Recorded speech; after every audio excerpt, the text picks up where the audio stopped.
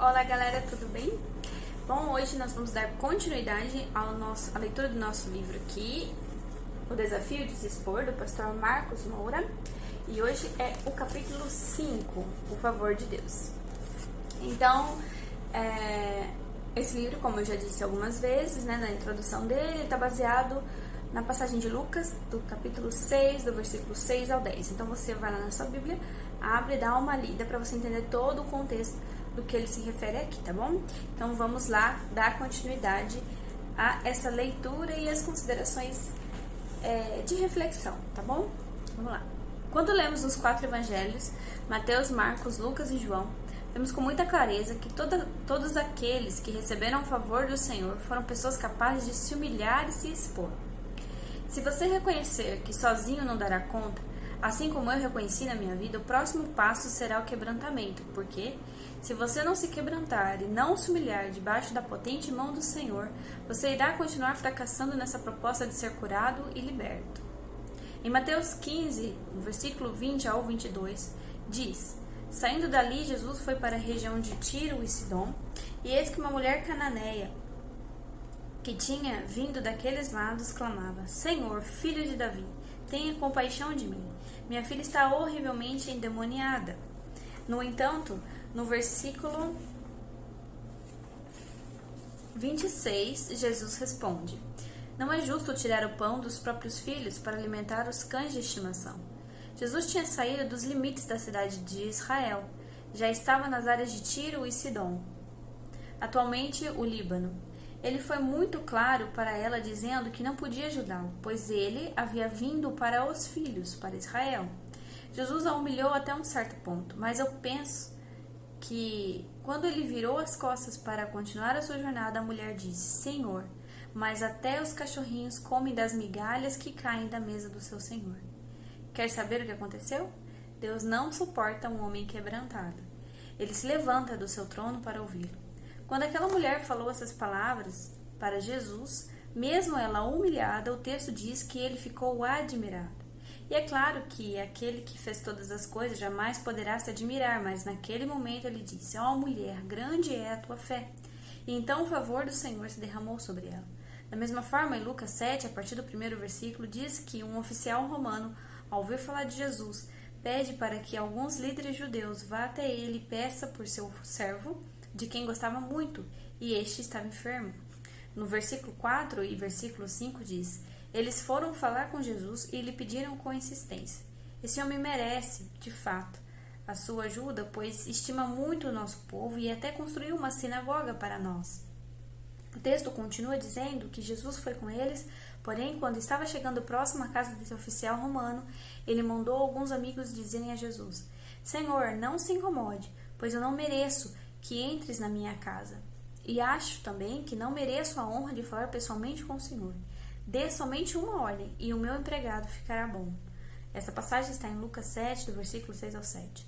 Eu não sei se esse oficial romano frequentava a igreja, participava da escola de dominical, nem sei quanto da Bíblia ele sabia. Contudo, as suas palavras deixaram Jesus mais uma vez admirado. No versículo 9, Jesus diz: Virou-se para a multidão e falou: Eu afirmo a vocês que nunca vi tanta fé, nem mesmo entre o povo de Israel. Você sabe quem era Israel? Era o centro da terra para um lugar que deveria ter fé. Era lá. Quando se falava de Israel, o povo se reportava ao Deus de Abraão, Isaque e Jacó. E quem era Abraão? Quando se falava de fé, se falava da história de um povo que abriu o Mar Vermelho, atravessou os pés enxutos, e que quando orou fez pão cair do céu, brotar água da rocha, o sol parar. Um povo que, com mesmo poucos homens, conseguiram vencer grandes exércitos. Era um povo cheio de histórias com o Senhor, de intervenções divinas e de fé. Existia um povo que deveria entender de fé, era aquele povo. Creio que Jesus, ao olhar para a multidão, deva ter dito ou pensado: nem aqui eu encontrei fé como desse homem. Uma só palavra, e ele me pediu: enquanto vocês, religiosos, estão me pedindo sinais, prodígios, me pedindo de tudo, só ele me pede uma palavra. E o favor do Senhor se derramou sobre a vida daquele homem. Tudo o que precisamos é nos quebrantar. todo esse processo na vida deste homem. Ele se pôs chegar a esse momento de cura e restauração porque ele foi quebrantado. Que você entenda com clareza que quando aquele homem se posicionou no meio e estendeu a mão, imediatamente a sua mão lhe foi restaurada. O texto não fala que ele recebeu uma mão nova. Deus, na pessoa de Jesus, usou a mesma matéria-prima para restaurar a mão daquele homem.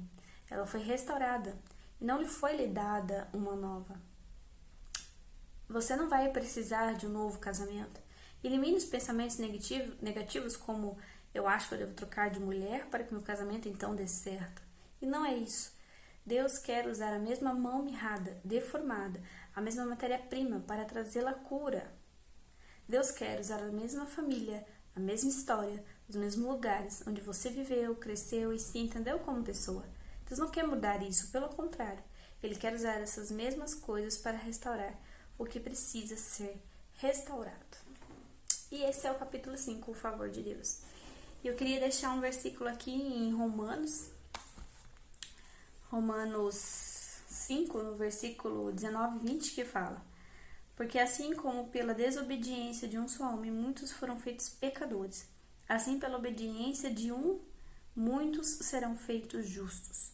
Além disso, veio a lei para que a transgressão abundasse, mas onde o pecado abundou, superabundou a graça. Então, esse capítulo eu não quero dizer muitas coisas, mas uma que me impactou essa semana, sabe? De como às vezes a gente quer eliminar situações ruins ou até mesmo pecados, né? Coisas que nós cometemos e a gente sabe que não é certo, que a gente sabe que a gente falhou e a gente quer negar aquilo, né? Ou às vezes um passado que não foi tão legal e você quer excluir aquilo. E esse versículo, né, diz uma coisa assim, que é onde abundou o pecado, superabundou a graça de Deus. E aqui ele fala de Jesus, que por meio de Adão e Eva, a humanidade toda ficou sob, né, um julgamento de morte. Mas sobre a vida de Jesus, pela vinda de Jesus, nós podemos ter uma alternativa de vida diferente, uma vida regenerada e unida ao Pai novamente. E então eu fiquei pensando, porque eu vi num podcast, né, nessa semana, e achei muito legal, muito pertinente, porque ele falou assim que os pecados, muitas vezes a gente tem que olhar para eles como esterco. E o que é esterco? Esterco é o cocô da vaca, né? Do cavalo, seja lá o que for. E aí, na agricultura, usa-se aquilo para que seja vitamina, para que seja um potencializador das plantas ali, daquele solo. E a pessoa que deu esse podcast, ele fez essa ligação, eu achei muito interessante, eu queria compartilhar aqui, que ele fala assim, que o pecado, quando a gente olha para ele como esterco, ele é algo que, através da ação de Deus, do favor de Deus, da graça de Deus, ele se transforma em vitamina nas nossas vidas. O que é isso?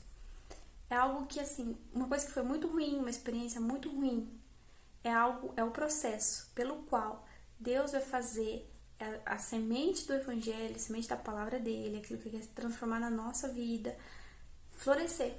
Então é uma vitamina, ou seja, é a potencialização desse favor de Deus em transformar algo ruim naquilo que vai ser adubo, que vai ser vitamina, para que aquela semente que ele plantou de transformação aconteça e floresça. Então, no livro ele fala isso, né? Que tipo, meu casamento tá ruim, eu vou trocar de mulher, eu vou trocar de marido, eu vou trocar... Meu emprego tá ruim, eu vou mudar de emprego. Mas não, muitas vezes essas situações, ou até mesmo pecados, que às vezes a gente cai, pecados recorrentes, que você tá precisando da libertação de Cristo, a gente enxergar isso como adubo e pedir que esse favor do Senhor venha sobre nós e ele seja transformado em uma vitamina, em algo que vai potencializar uma transformação de dentro para fora.